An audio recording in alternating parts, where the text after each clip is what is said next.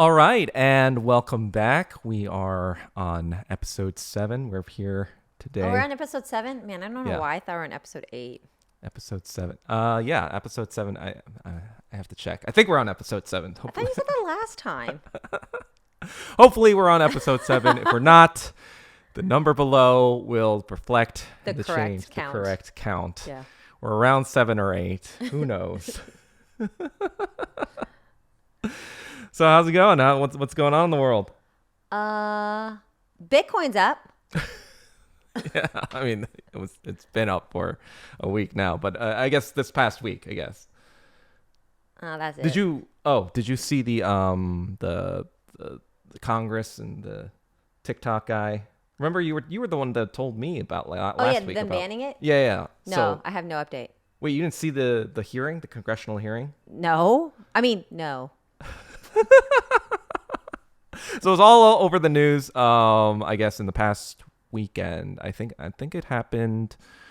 I want to say over the weekend, like Friday or Saturday. Okay. What happened? Basically, it was the same thing. You know how like Mark Zuckerberg kind of like showed up for Congress because of the Cambridge Analytica stuff for the 2016 election. He was like grilled by senators.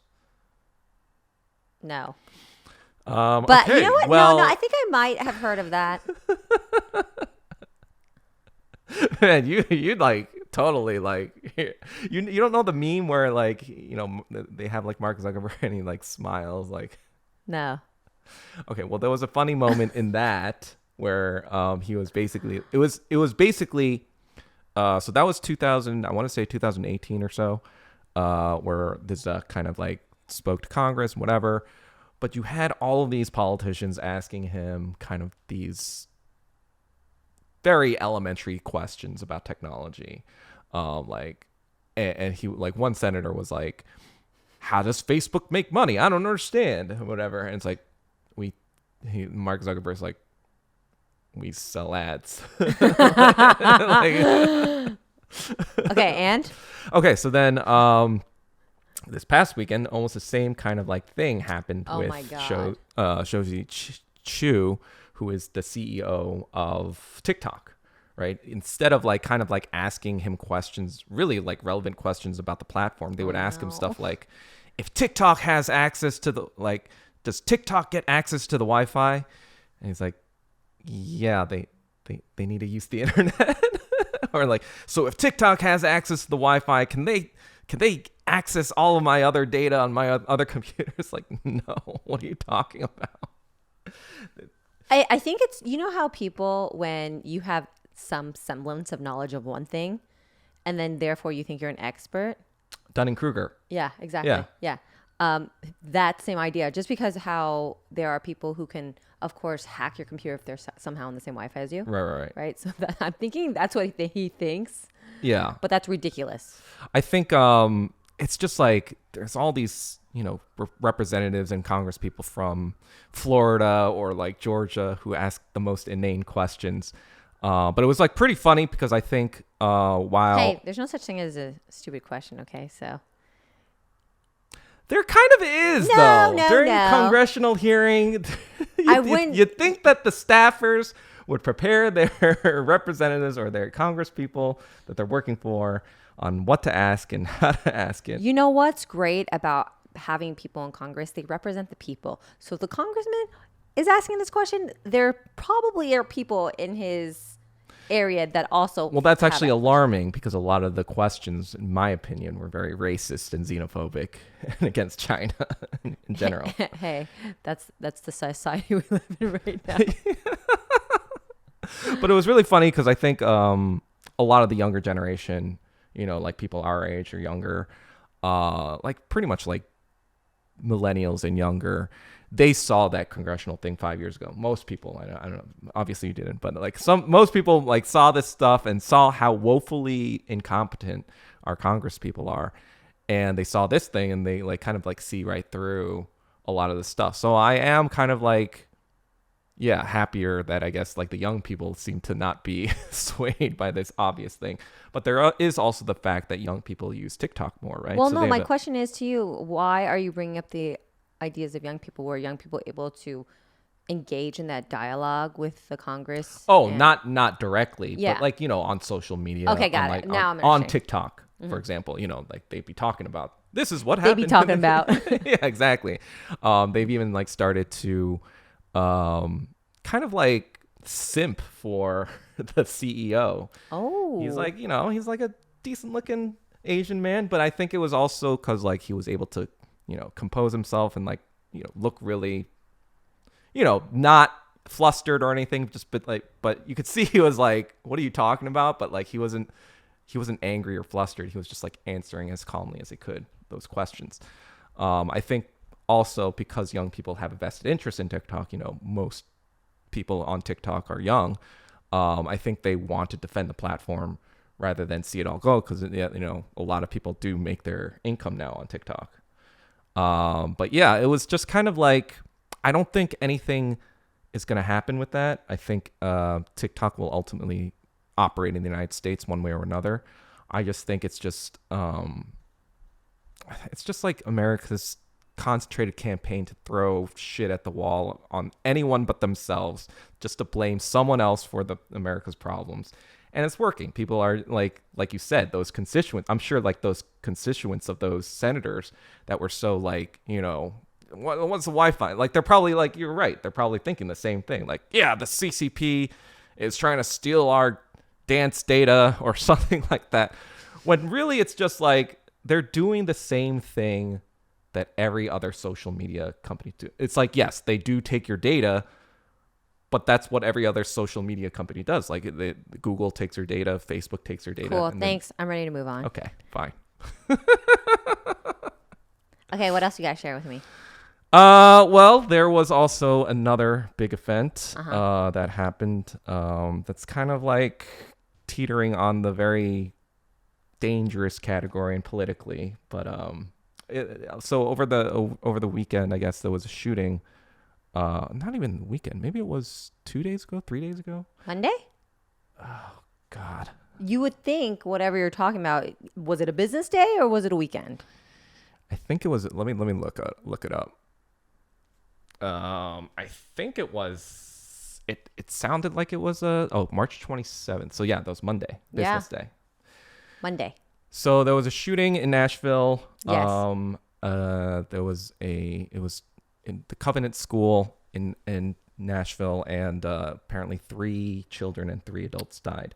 Oh, it's a so K through sad. Yeah, it's a K through 6 school for, I guess it's like a Christian school. What kind of gun did they use? I do not know. Apparently the shooter had 3 guns on them. So Well, I don't know. I'm so alarmed by that. I think like Is it because they didn't have extra bullets? They're like, I'm just gonna carry fully loaded guns. that's actually part of it. So not to get too in the weeds of potential. I know you're like, mass shooting. Andrea, why are you asking for those excessive details? But yeah, like, I guess ironically I did see John Wick 4, but like I know. functionally, like, yeah, it does take time to load, right? So then if you're out on a gun and you could just pick up another one, then that's unfortunately, yeah, that would be the way to go. It did sound like this person who really kind of like actually planned this event like carefully.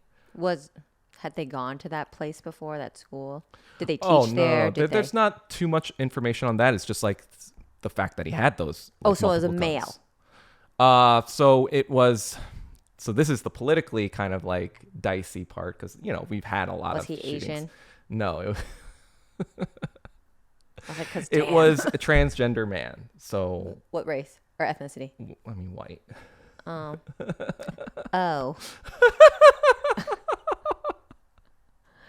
I mean, in this situation, it's mental health that you have to consider, right? Yeah. So he clearly did have mental health issues. I think it says something like, it was like he had he was under care for an emotional disorder.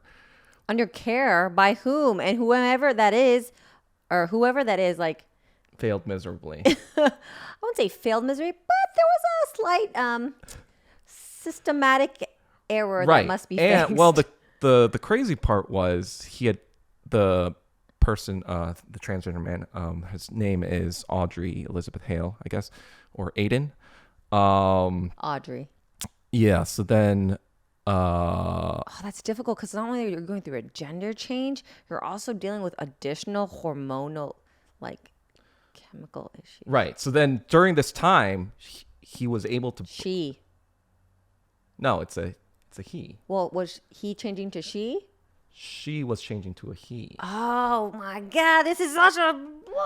Actually, I'm not actually sure what pronouns they. Oh, they could be they, them, or zer, z. I don't know. Okay. Just Sorry. going based on just Okay. the information that we have. It's a he, transgender man, and I guess like the crazy thing was during this time that he had this emotional stuff going on, he was able to buy 7 firearms. 7, and he only Three of brought those- 3. Well, I guess it was too heavy to bring all. I don't know. I don't know what the logistics are for mass shooting. He didn't prep that much then. Just kidding. That's terrible. I'm sorry. But yeah, I So think. I'm guessing they don't have like metal detectors. That's Well, school, the thing right? is, this person's not part of the school. Like this is like an elementary school. So they don't have metal detectors. No. Okay. I don't know. I mean, I don't know what kind of neighborhood you grew up in. Well, it's but- more like it was 6th grade as the oldest. It was a person who was 28. It wasn't like a school shooter. It was like a person who was an adult that kind of like targeted the school, I guess. I'm still curious as to why. So there's a lot of speculation. That's the, I guess, controversial part, where there was a manifesto apparently, and apparently before the event happened, Audrey or Aiden had messaged a friend of hers or his, that kind of was like, you're going to learn about what happens today. Kind of like basically kind of like insinuating that it wasn't like this random act of passion. It was kind of like this planned out thing.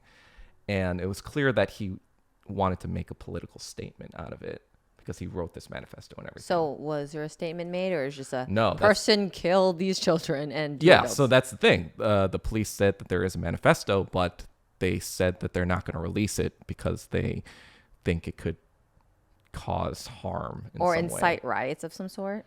Yeah, so or something like that, or maybe like, I don't know. It's hard to say, right? It's Yeah.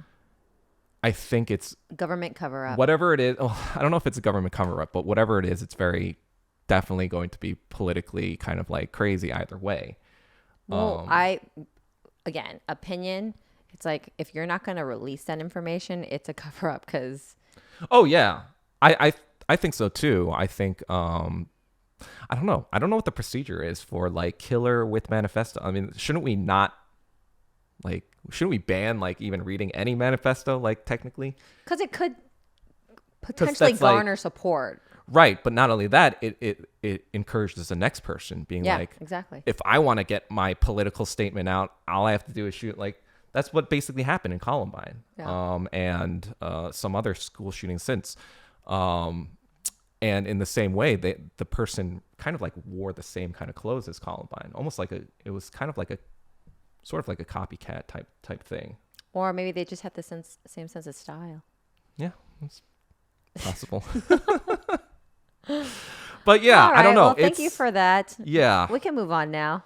The political implications are very dicey, I guess. Yeah. Well, for the purposes of this podcast, we won't go into today because, but that's the current events. That's what's going on in the world.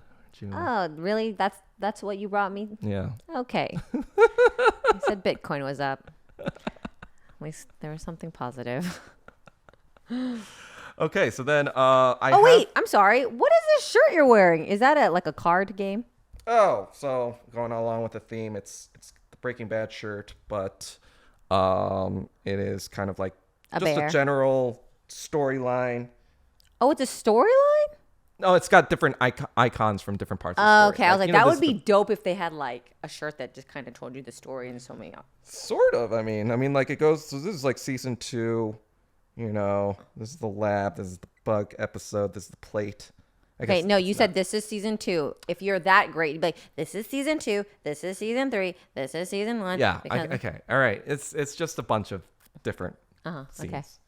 Cool. So just Yeah. what else? It does Is kind that of a like bee? look like I'm in a glow in the dark. Or a wasp? Which one? The one in the middle of your chest. Yeah. So that was kind of like the one I wore a couple weeks ago. Can you remind me what that was? That was the bee. It was like a yellow one. With I know. But with what's like the bee stand for?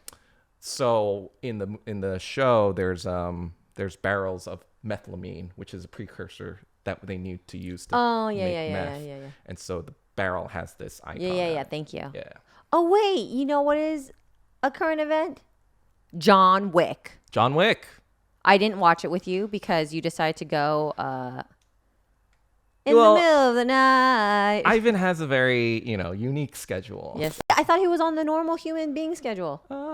Sometimes he is not on that schedule. Well, It you're varies. not often on that schedule either. That's true. So wait, what time did you watch it? Like 12? We watched it at 10:30. Oh, that's still kind of late for me. Yeah. Actually, so that's very then we late for got me. out at it's a 3-hour movie. Oh right? my So God, it's a 3-hour movie? Yeah. So Oh I my think I got gosh. out at like 1:30 to. Was it good? So I will say it's better than 3. I don't know. If No you've way, seen- really? I love 3. Well, the thing is, I started thought with 3 3. is my least favorite. Although what's that Asian guy's name in 3? Um, The one that was like in love with Keanu. He was like, "You're a legend. I'm so happy to be like fighting you. I'll meet you up." And he's like, "No, you're not." I I'll don't catch up. think he was in this one. No, he died. That's why. But Right. you don't. Okay, it's okay. I'll have to look at it. Yeah.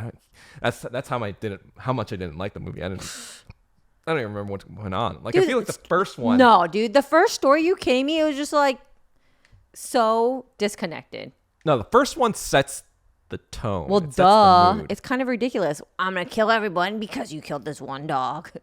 Yeah, but like And then 4 movies later. it sets up the world. It sets up the feel of the John Wick character. You get a sense of like how badass he is.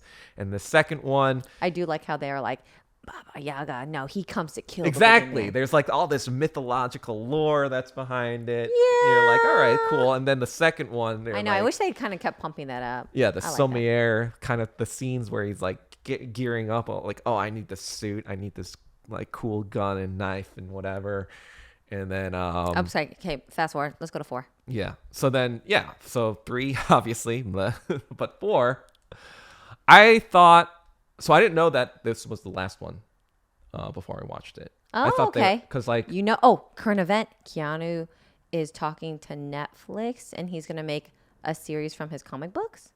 oh Yeah, he's grossed the most in terms of indie comic book like sales. his comic. Yeah, he he's writes got 10. comic books. Yeah, Oh, like it sells like that much.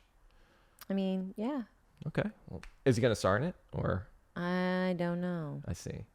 Sorry, continue. Well, yeah. So, I didn't know that it was going to be just this was the final one. So I was like going into it thinking, oh, okay, they're going to make a 5 because like that's what I heard in 2020. But apparently over the pandemic, they kind of scrapped those plans. Why? And I think the director kind of felt like the series getting a little long in the tooth, and I kind of agreed. Like, and so that's why afterwards I think I appreciated it more. But I think during I was like, oh man, I don't even know where they're gonna go after this because like I feel like Okay, let's be real. They came out with the Ip Man 4, but if they came out with the Ip Man 5, you'd still be watching that. no. Yes, you would. They can't. There's no way they could do an Ip Man 5. He's like He's killing AI robots. Ip Man 4, he's supposed to be like 60s or 70s. Yeah. You know, it's like I know, it's he's kind of ridiculous. All right, you're not gonna beat up these army dudes as like a 70-year-old like He did though. He did. in your mind. He did. But yeah, Donnie Yen was in it. Yeah, I know. He plays a kind of like another assassin. So it's kind of cool seeing those kind of action scenes. I would say that action wise, it's definitely the best out of 4. Ooh. It does like cool new like cinematography. Like the director is very experimental, I think, in terms of action movies. So it does have very good sequences that I don't think you can get from any other action movie out there. Cool. Because you do those, long tracking shots. Oh, yeah. Like, yeah. That's nice. And they have really good cinematography, too. I will say, though, that, it's just kind of like the story's a little stock, but, that's what you come for, right? You don't Yeah. really Trust me, I'm all about the stock. Yeah. So there is, even though they are ending at this one, I think they are doing spin-offs. Do you think they did a good job with this last movie? I think they did a good job wrapping things up. I think. Does he die? I mean, I don't want to spoil the movie. Don't you want to watch it? Of course I do, but I always read the wikis beforehand. Hey, you know what? Don't tell. Well, I don't want to spoil it for our audience. Okay, fine. Yeah. You're lucky. But there is also a Japanese character, a Japanese woman character. I don't know if she's going to get a spinoff, but there is. I think they're already talking with Ana de Armas. Why? Is she going to play the Japanese character? I think she was in one of the previous. I'm not sure. She's going to be in a John Wick spinoff, but then this. Wait, was she in this movie? But it's clear. No. But it's obvious they're setting up something for this Japanese actress, I feel like. Okay, so it's actually for a Japanese actress and not Ana de Armas as a Japanese person? No. Yeah. Okay, I was like... That's going to be a separate... I think that's okay, a separate spinoff, and they're probably going to try to... Because Lionsgate, they were like, yo, Chad, because the director's name's Chad. They're like, yo, Chad, like, we got to keep this money train going. What are you doing? But I think like he was just kind of like for the main story. And Keanu was almost 60, right? He did look a little bit tired. Yeah, like Donnie Yen did in. I will say that this. Oh, he did. You would say that? I thought so. Yeah. Dude, come on, he's also almost 60. Yeah, but it's just he has to play older. Right. And that they also wanted to show just like even though he can still persevere. Even though he's so old. Oh, they didn't make that a point for this one. It was just like, you can kind of tell he was a little bit slower than... Oh, really? Than 3? Because 3, he was fucking moving. Well, I would say just like, the first few, because John Wick came out in 2014. That's yeah, like dude. 10 years ago. Do you remember when he was... Well, sorry, I just watched it, so it's like... Remember when he was like breaking the concrete floor with a hammer? Like, how many people can do that? Can you do that? I don't know. I've never tried to break concrete with a hammer. Okay, got it. Exactly. I don't think you could do it.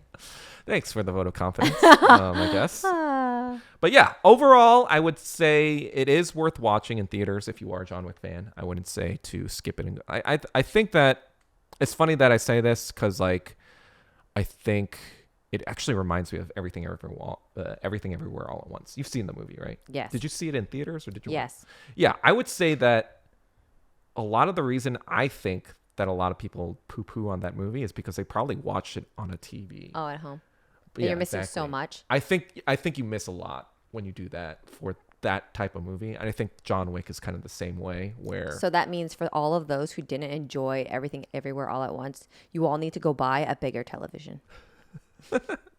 Or just, well, I don't know if they... Or a projector. Or just watch things in movies. Movie theaters. If you want to be a critic. If you want to be a movie critic, I feel like. Yeah, exactly. Movie theaters. Or, again, buy a very large television. Or projector. All right, let's move on. Thank you for sharing. No worries. Hopefully you'll see that sometime soon. And we're going to go on to fact check. From last week. So I did the Kim Kardashian check. What was the question? Or what was the information? Is she actually being a lawyer? Oh, yeah. Yeah. So apparently, her dad was the OJ lawyer. Yes. And I think that was part of the reason she wanted to pursue this. So in 2019, I think she announced that she was trying to pursue a law degree. So the way she's doing it is not law school, but I guess it's this thing that I read. It's called reading law. And what reading law means is just like you're basically... It's almost like an apprenticeship to another lawyer. Oh, okay. You kind of like learn from the other lawyer. Nice. So actually this was much more common back in the day when there wasn't as many law schools. You kind of like lawyers would apprentice under already existing lawyers. That's smart. Real world application. Like people like Abraham Lincoln. That's how they like old presidents and stuff like that. But it's not really a thing anymore. Because you don't learn as much because it's limited. Probably, but you also don't get the connections in law school that are important. But, Kim Kardashian's a gajillionaire, so of course. Did she pursue? Did she get her law? So she hired a lawyer to kind of like be that, or I don't know if she hired. She apprenticeship. Okay. She's currently apprenticing. Still? Yeah. So it's very good. So at the end of 2021, she took what's known as the mini bar, which apparently is a test that all first-year law students have to pass. She took it 4 times, and she passed on the 4th time. Yay! Congratulations. At the end of December 2021. So that was a year and a half ago, I guess, a little bit. So I think she still has another couple years or a year or 2 to go until she takes the real bar. And we'll see if she becomes a lawyer. That's nice. Yeah. I like the perseverance. All right. Yeah. Not letting her stop her. Yep. All right, what else? I would say, the Harlem thing about being, the center of kind of like Black intellectualism. Okay. So basically, Harlem, as you know, was part of New York City. Yes. The name is actually a Dutch name from the Netherlands because the Netherlands used to own New York City. But then in the 19th century, when people were immigrating, it was mostly Jews and Italians in that area because there was a lot of Italian immigration, a lot of Jewish immigration during the 1800s. But during the 1900s, we discussed in the last podcast, there was a Great Migration. Yep. Really starting from 1910, when there was a 10% population of Harlem was Black. And then in 1930, 70% was. Wow. So there's a huge kind of shift. It was due to kind of a lot of factors. People didn't want to be, lynched. Obviously, there was a lot of Jim Crow shit that was still going on. And there was also some sort of disease or something in the cotton industry. Okay. So that kind of destroyed a lot of jobs in the South. Okay, So they were we need to go up north. And the most people during the first Great Migration, which was in the 1910s, 1920s, they moved to Harlem. And then that's what caused what's known as, I guess, the Harlem Renaissance, where it was a lot of Black intellectuals, Black artists, just kind of congregating and coming together with a lot of ideas. It's kind of I hate saying this, but then don't say it. But Jay-Z's song Empire State of Mind. Okay. It's if you can make it here. I think that was kind of the mentality. Oh, yeah. 100 years ago in New York City with Black people. If you want to make something of yourself, you got to go to Harlem. You got to go to New York. And so that's where the ambitious people came to. That's nice. Thank you. And then last time we also talked about the laborers on the Chinese Railroad and the other coolies. So like you said, I think a lot of them came over during the gold rush in 1848. But then by 1875, they passed what's known as the Page Act. So basically what happened was 1848, a lot of Chinese people start coming, right? Or there are a lot of Chinese laborers start coming, through indentured servitude and stuff like that, because they got to pay a sponsor the money to get over. Yeah, exactly. To travel. So, but since they're paying all that money, they don't really have that much money left over. So they can't get their wife to come over. Yeah. So what was happening was some Chinese women were being brought over for prostitution for those men because there was miscegenation laws and stuff like that. So they couldn't, marry or date white women. So to get there. Yeah, keep going. So there was somewhat of I guess a Chinese women prostitution ring going on in California. And so that's why instead of the solution, I guess, in America was we need to keep these undesirables out. We need to keep these undesirables, these corrupt Chinese women that are, prostitutes and everything. So they passed the Page Act in 1875. They were basically calling them, yeah. Ulysses S. Grant had a lot of stuff to say about Chinese women that I will not. Okay. Not very nice stuff. And then in 1882, just 7 years later, they banned all the men from coming too, because they were basically we don't. Wait, in what year? 1882. Okay. So yeah, so it was just kind of like I said last time, it's kind of like a soft genocide. Once they're there, they just die. Yeah, they just die because they can't start families, or they don't have enough money to go back to China. Goodness. So yeah, that's cool. And speaking of China, there's the other fact check. The Russia thing, the Russia-China thing we're talking about earlier last week. What? The Xi Putin meeting. How I was speculating that it might be they're trying to do the Yuan and the ruble kind of stuff. So actually, recently, China and France just settled a contract, or not China and France, but a contract was settled for France to buy energy from the UAE, and it was settled in Yuan. Why? So, since the 1970s or so, America kind of like forced all these countries to use the dollar. Well, not really. Well, it's debatable to say forced. Yeah, I was like, how do you? What? But it became the reserve It became like known as like the reserve currency that all these countries would trade in, because it's just like it's easier to trade in one centralized currency because there's like less friction and less exchange things going on.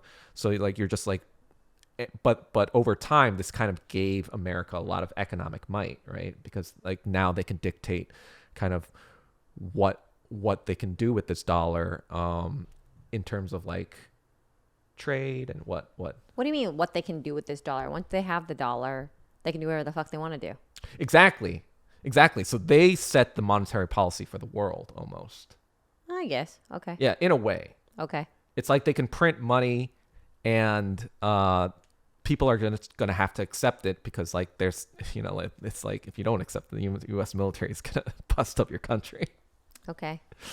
But yeah, so because of the Russia situation, I think there's more kind of like an idea that, the U.S. isn't as powerful as it says it is. Ooh. And so other countries are like, let me get in on that kind of like trade stuff. And the yuan only had 1% inflation over the past year. So other countries might be like saying like, maybe it's stronger than the and dollar, more stable, more reliable, especially like places like OPEC, places like Saudi Arabia and whatever.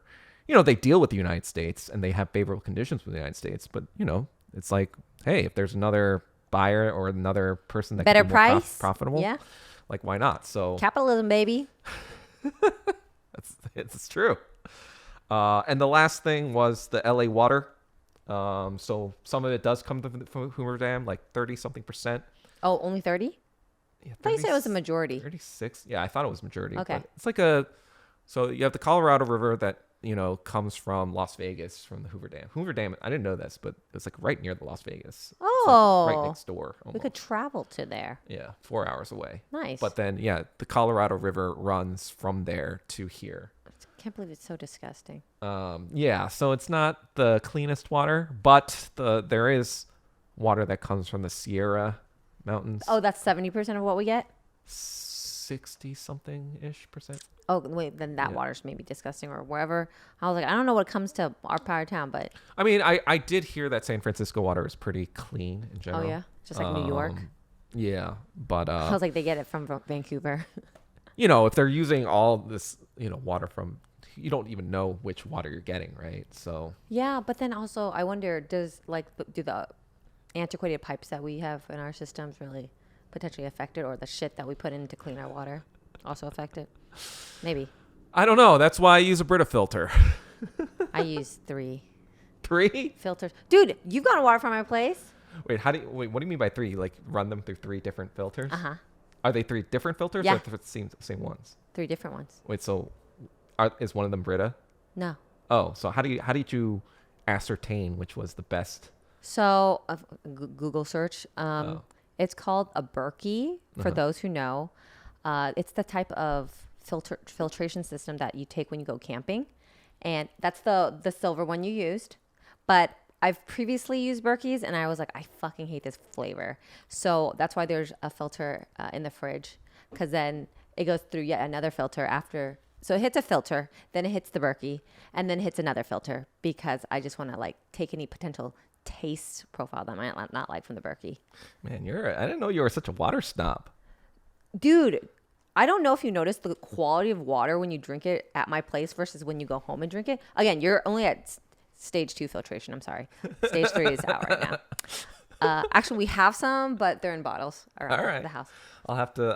Have you not noticed? Next time, I'm gonna bring a water bottle from home. Please. And then do a taste test here. Well, no. What we're gonna do is we're gonna put it in 2 separate bottles or 2 separate glasses, and not tell you which is which, and you decide which one you prefer in flavor. Because otherwise, bias. Wait, do you know my friend Jesse? No. He's kind of like the one you get massage with. Yes. I know that sounds... Okay, that sounds weird. Basically, I have a friend that Lights get massages. We get They eat food. it's our self-care day of the month. But that's what I know him as. Yeah.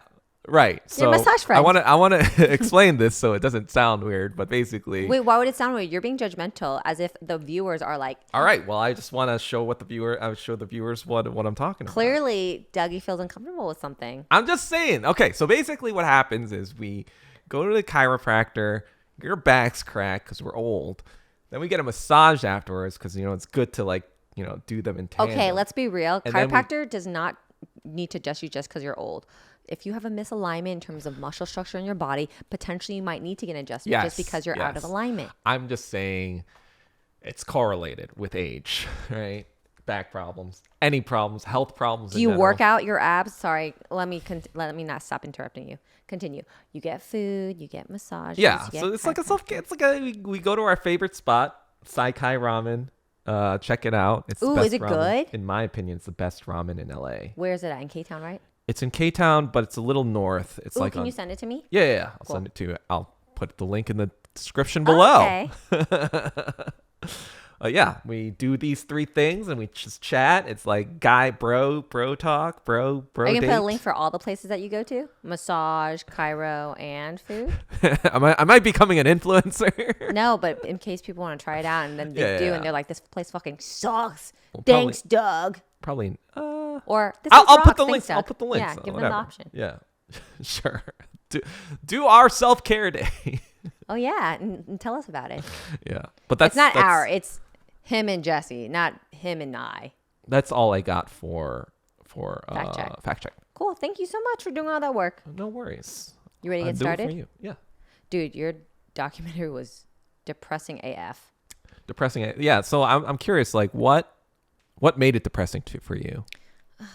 It's just how. Oh, let's back up. So basically, what Andrew's talking about for this episode, like last episode, we talked about civil rights, and then I mentioned the LA riots and Koreatown. I had made a documentary for Radio Korea, which was the radio station that kind of coordinated things during the LA riots, and last year, and I had Andrea watch it so we could talk about it. I'll put the. Was it only last year or 2 years ago? The documentary? Yeah. It was last year because last year was the 30th anniversary. Oh my gosh, I'm so excited. Yeah. Okay. Yeah. So thank you for giving some. And it'll be in the link below if you want to watch it. Okay, so just FYI, maybe watch it at 1.25 speed, okay? Because not to say it felt like it dragged a little bit, but because the content is so loaded with information, I highly recommend everyone to potentially maybe watch at 1.25. Wait, but doesn't that spit too much information then? It's too fast. Don't you need time to digest? That's why I didn't speed it up, because I was like, I'll digest this. Yeah.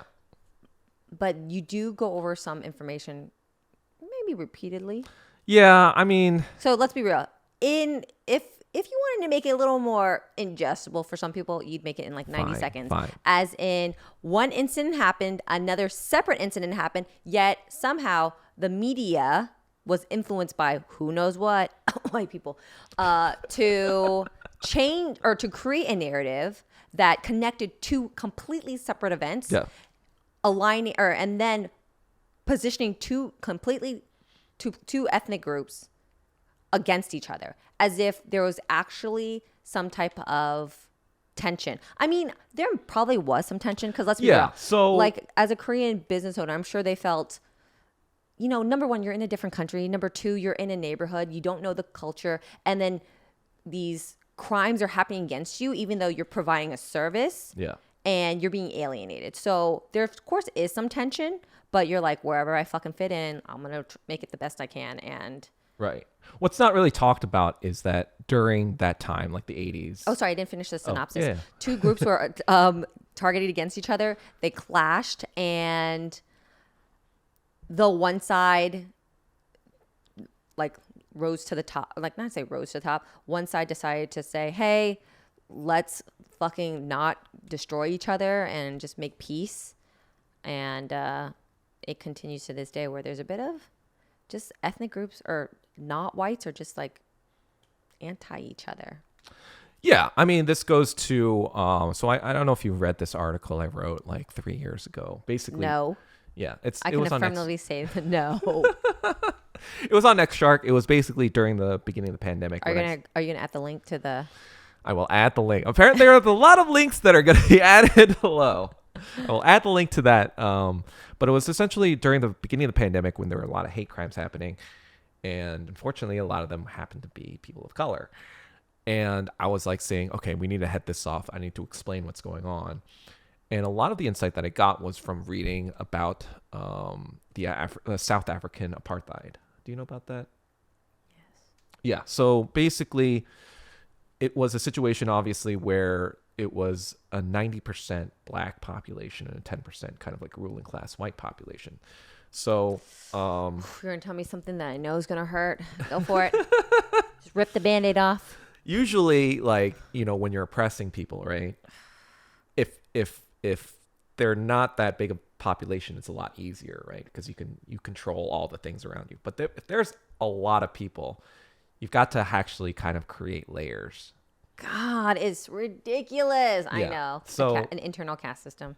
Yeah. So they did have kind of like a caste system where it wasn't like all these black people, whatever, you know, it wasn't like the one drop rule where if you were black, whatever, you know, you're black, right? It was kind of like a tiered system where they would put people in kind of like tiers. Like if you're like fully black, I guess you're at the bottom. But if you're kind of like colored, like mixed or something, you're kind of in this in between thing. So the idea is that like you allow these people certain privileges, so then they have an incentive to want to stay in that bracket and protect their privileges. Protect their privilege. And like these people are angry at these people because that's what they see in their daily lives. They're not seeing what's going on in the ruling class because these people are more closer to them in the stratosphere. And so you have these people like kind of attacking each other. So I think like in general, like when you're trying to oppress a large group of people, it's easier to take the heat off yourself if you're directing them against each other instead of against you, right? And funny you say that because it makes me mad about past decisions. But the fact that, you know, you highlighted that Karen Bass, and I remember us at dinner and you're talking about like Karen Bass fucking sucks. And I was like, don't you think you're being a little dramatic? And just watching the documentary, I was like, she's just surfing on the wave of what the greater population thinks, even though it's not even factual. Yeah, I mean, that's the thing too. Like, even during the riots, she was so during the early 90s, she was an organizer, right? She was a community organizer. And she campaigned heavily against the liquor stores in South Central. I mean, let's be real. Liquor stores, come on. But that's the thing. Like, that's all they wanted. No, they could have brought like Korean food. Right. So liquor stores actually weren't just liquor stores in South Central. They were like small grocery stores. And so once they were destroyed, like it said in the documentary, like at first black people were like, oh yeah, this is great that these Korean stores are destroyed because like this, you know, there were drug people loitering here and blah, blah, blah, and it's ruining our community, which really wasn't the case. There was like gang violence no matter what. Yeah. A. And B, like once they were gone, they don't have groceries nearby. The residents were like, oh shit, now we got to walk 2-3 miles. Yeah. Or get gas food station or gas station food, which of course is like processed, not good, not fresh. Because the thing is, no big box grocery stores want to, like, I think it's changed over the past 30 years, obviously. For sure. But like had to. Back then, like nobody wanted to, because like, I don't know, the thing that most, I guess, like Gen Z people miss about the LA riots, because, you know, they weren't even born at the time, was that the 80s was a very like, it was like pretty bad in terms of like crime. Where even like they had to do stuff for the Olympics in the I think there was like an 88 Olympics where they had to do a mass cleanup of crime before they could host it there. Like this is like where gangster rap kind of like came out, right? Like you had Ice Cube, you had and then the fact that you presented that information Ice Cube's lyrics, I was like, oh come on, Ice Cube. Yeah, it was kind of like I feel like they were gearing up for a war that Korea town was like, what are we, like what's going on? I know. It's just people just fear the other, right? Yeah. That was their other. And that's the other thing too. I think it's like due to a lot of factors, right? Like because Korean people, Korean and English aren't like compatible languages, so it's harder to learn English for a lot of Korean people. And so that's a huge factor in terms of like we're not able to advocate for, or at the time we weren't able to advocate for ourselves. It's only really like like our generation where like now we have the English speaking ability to speak out. But then back then, 30 years ago, that's why either white people or black people could write their own story, because like Korean people had no say. Yeah. And so that's also causes a lot of confusion. There's also like stuff that I didn't talk about in the documentary, which was like how there's cultural differences, right? So some stuff that is considered polite in Korea or Asian cultures is considered impolite in like Western cultures. Like what? Oh yeah, I'm really happy you brought that up, because I was like, Yeah. culturally, we need to talk about that as well. Yeah, like for example, in Korea, like you don't really look your customers in the eye, and you don't really make small talk with them. Yeah. It's just kind of like, oh, we're doing a business, let's keep it business, like whatever. It's that's the kind of mentality a little bit, like let's keep it respectful, like but I think like in the West, it's more of like, oh, like let me start a conversation with you, blah blah blah, whatever. And because like Korean people thought they were being polite, right? They're like, oh, like whatever, but then like, oh, you're not even gonna look me in the eye, whatever, like they take things that aren't really meant to be offensive as offensive. Yeah. Because there's like, it's not like, there's these things that they don't really understand. Well, they also, I have to say, African American people in that part of town were just always exposed to alienation. So for them to also feel like they're being alienated by Korean people. Right. Again, Korean people view them also as other, but because they are other. So I can understand why they might have been defensive, also then becoming offensive. It's also tough too, because on the Korean side of things, right? You're coming to this new country. It's not like like I feel like there's also this idea that Korea people came Korea with people? Korea people. The Korea people, we came over with all this money and we just like landed in these neighborhoods and we just started scooping up all these properties. No, they were just taking properties they could afford, right? And start a business. A lot of people don't understand this, but Korea really was a third world country really up until the 80s, like 70s, 80s. Did you know that YJ's dad owned a liquor store in Nashville? Yeah. Oh, really? Yeah. Yeah. So it's a common thing for Korean immigrants to have, we talked about the Hart-Celler Act, where it's like you have to either have H-1B visa, like a degree or something like that. I think that's how my dad probably came over, because he was a doctor, or you need to have like cash bond, basically saying like you have X amount of money so you can start business or whatever.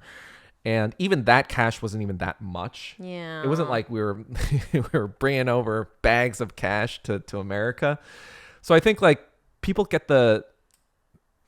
start equating. I feel like this was the moment where people started equating Asians with white people. Because the idea was like opening businesses. Yeah, because they bought them for the Jewish people, right? Wait, what's that? How did they get those stores, or were they just like, oh, we're just gonna open a grocery store, liquor store? What happened was, it was Jewish people that owned a lot of those businesses in the 60s. Yeah. And then after the Watts riots, they were like, we're getting the hell out of here.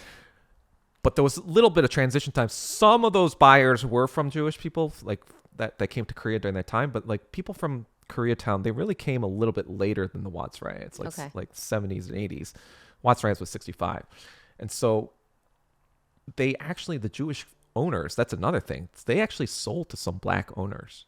So there were black people that own businesses in Compton or in South Central. Did they not last or something?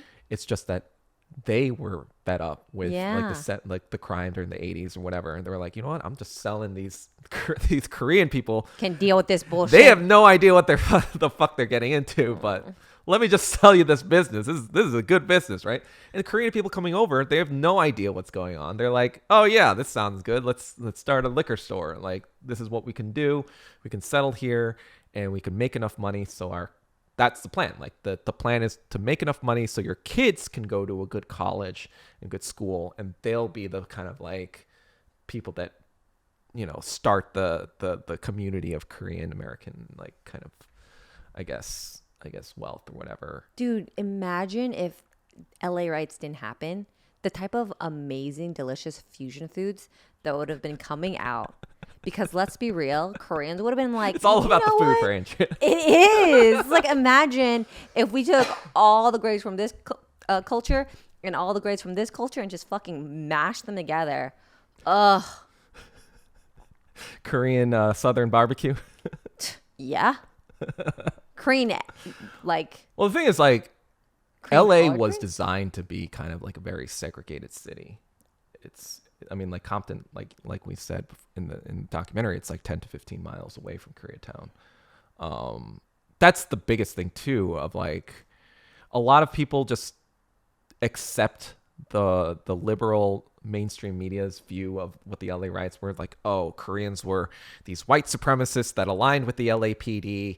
Wait, what? Yeah, so that's the narrative that's being formed in Dude, like. but literally, I'm like, were there any Koreans in the Ronnie King incident? No. Yeah, and that's the other thing with the actual Latasha Harlins murder. Like, this woman was defended by a black lawyer, Yeah. and let off by a white judge. So And the like, fact that they ostracized him. yeah, there was no support. There was sympathy for what happened, I guess, for Sun Jun-tu, but there was no like, oh, we gotta defend Sun Jun, like we gotta support her to the death. They're like, oh no, this is a terrible thing that happened. We're not a part of this, guys. It's interesting that the atrocities that happen to Asian Americans or Asian people in America is just like overlooked, as in terms of like the camps that the Japanese were put in, the obliteration of the Chinese like railroad workers. Yeah. It's just greased over. Yeah, even like the nuclear blasts. Yeah. I mean, I'm kind of ambivalent about that, but but it's just kind of like, oh yeah, we just like, tested these nukes out on these these, I'm not gonna say a slur, I guess, but Don't do it. Yeah, I'm like, don't do it. because like that's essentially what it was. They had the war pretty much won when the nukes were released. It's just they wanted to let the Soviet Union know, like, don't F with us. Yeah. Yeah, that's what they were saying. Like they're kind of flexing with their Oh yeah, they were flexing. they were flexing All right, thank with you. the nukes. The Soviets did end up getting it 4 years later through some spies, but Congratulations.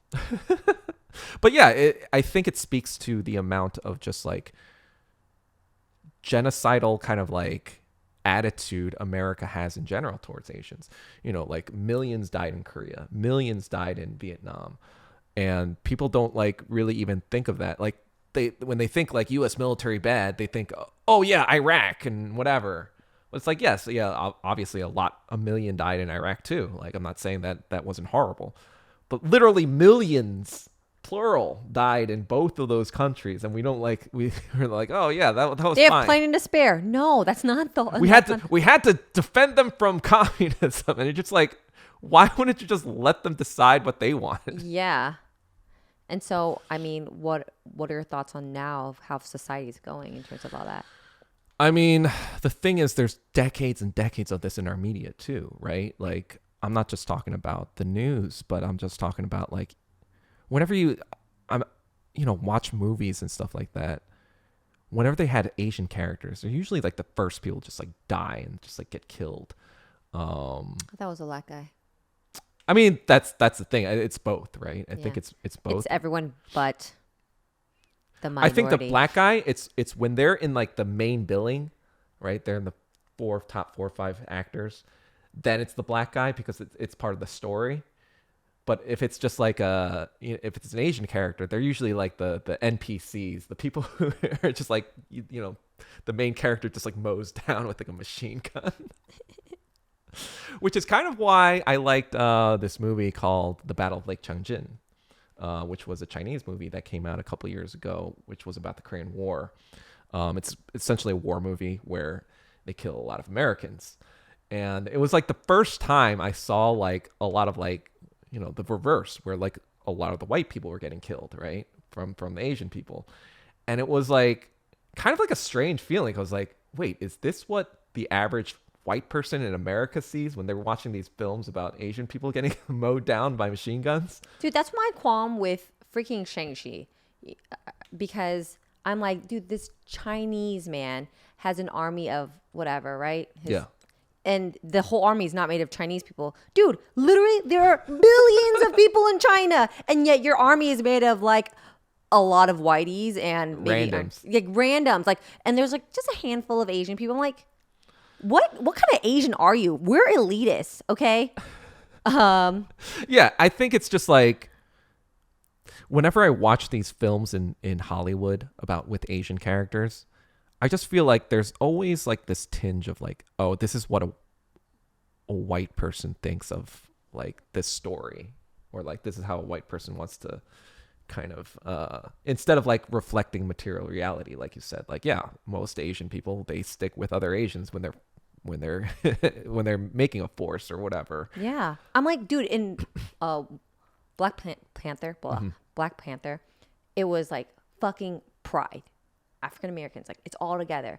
I'm like, dude, I was hoping for that with Shang-Chi. And I'm like, maybe they didn't think Asian people would appeal to a mass audience, but they didn't even give the option. I think it's more insidious than that, but that's just a conspiracy. Because so there's a few things in Shang-Chi. I guess I'll talk about it. Okay. There's a sense that it is kind of like anti-China.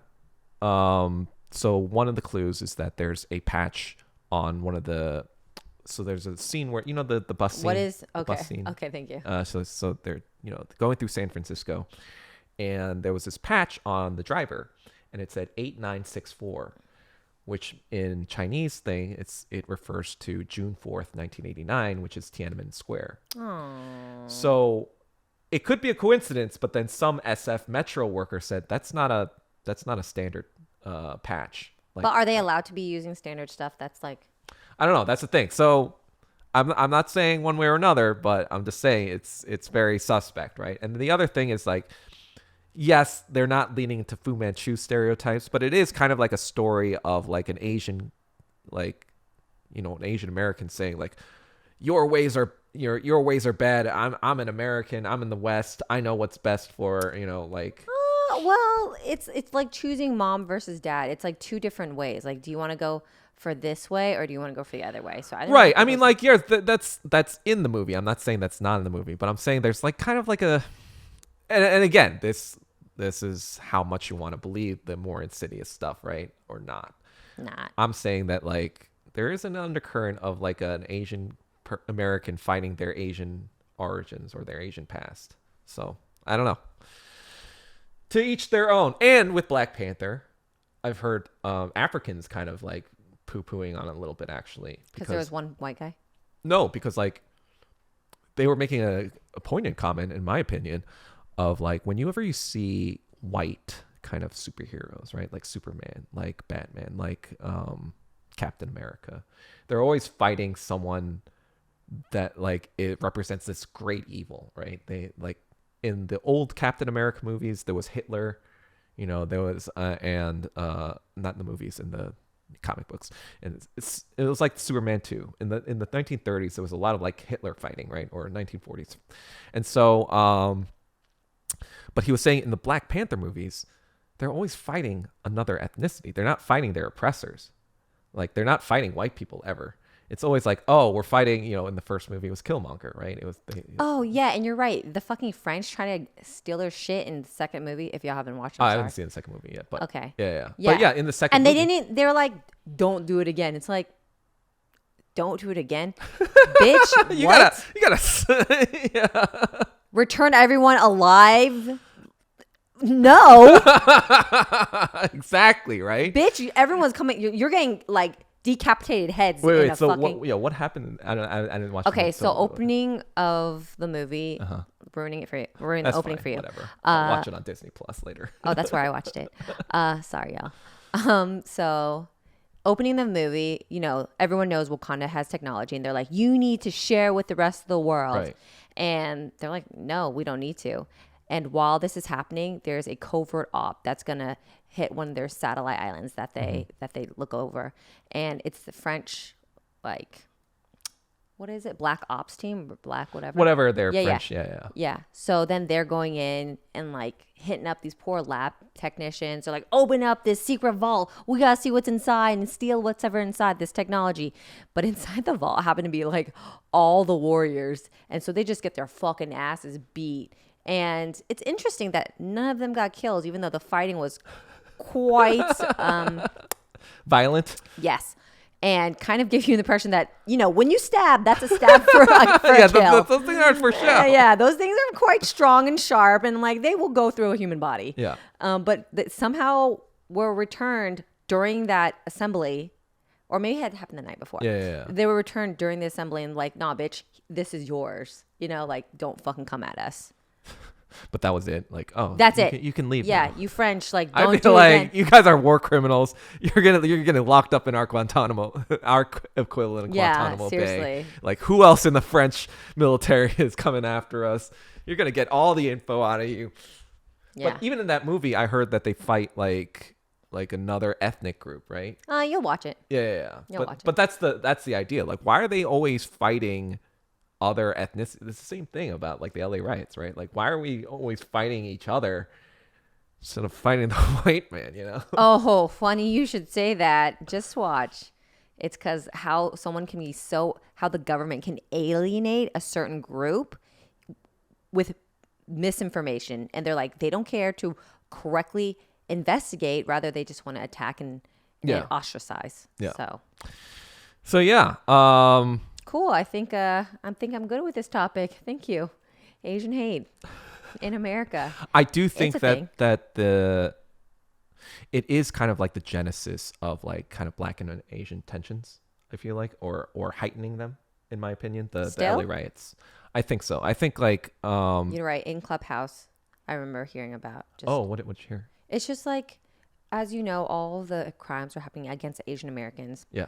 And in these Asian American groups, we're like, you know, we need to like really stand up for ourselves. We need to do something so that, you know, we can be protected. Yeah. But unfortunately, Asian Americans don't mobilize well. Yeah. So no marches happened.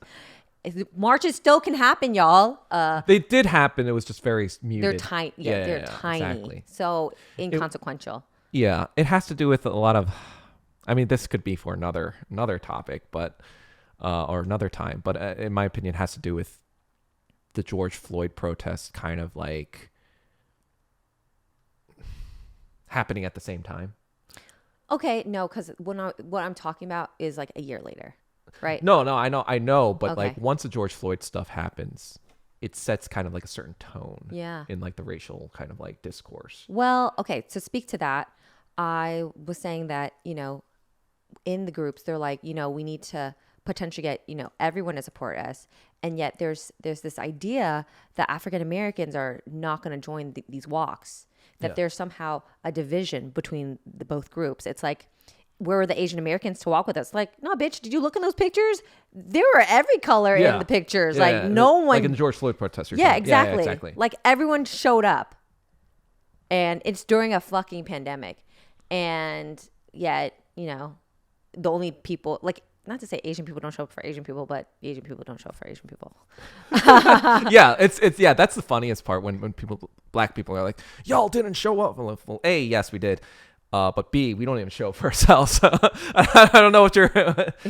There's mad at? There's less Asians that show up for Stop Asian Hate rallies than there are for Black Lives Matter rallies, and that's just like that's crazy. That's the truth. Yeah. Right? Like, I think it had to do with the fact that, like, unfortunately, a lot of this is very complicated. I'm not going to go into the details of it right now, but the majority of the hate crimes that were happening against Asian people were from African Americans.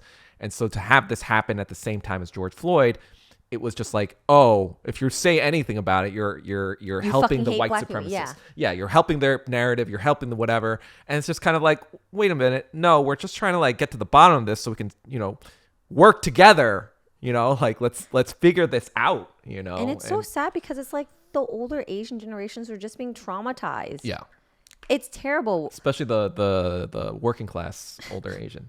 I mean, like, they're just getting, you know, and it's just like, I think one other aspect of it that's not really talked about is that, like, Asian culture, it's just kind of like, a lot of like let things be, even like whatever. Yeah. Like just try to get through it. But I think all this like Buddhist bullshit. Just kidding. I don't think that at all. It's not Buddhist bullshit. It's quite. or Confucianism or whatever. I think it's just the idea that like just keep your head down, just work hard, and things will work out, whatever. And as we learned from the LA riots, don't do that. Yeah.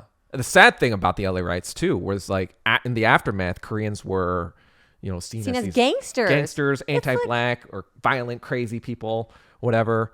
And then like the Chinese community also and the Japanese community also separated from it. So I was just like, man, that's kind of cold. In my opinion, like I think the American people, all of all races, all ethnicities, all classes, did the Korean people dirty in the LA riots. I mean, that's just like my final opinion. And I think that like, I will debate anyone about this. If you want to debate me, I will debate anyone. Okay, let's move on. Yeah. Love everyone. Let's just live in love. All right. Hey, guess what? What's up? We have some questions. Oh. Although we're running a little long, so you're only going to get one. All right. Or maybe two if you answer quickly. All right.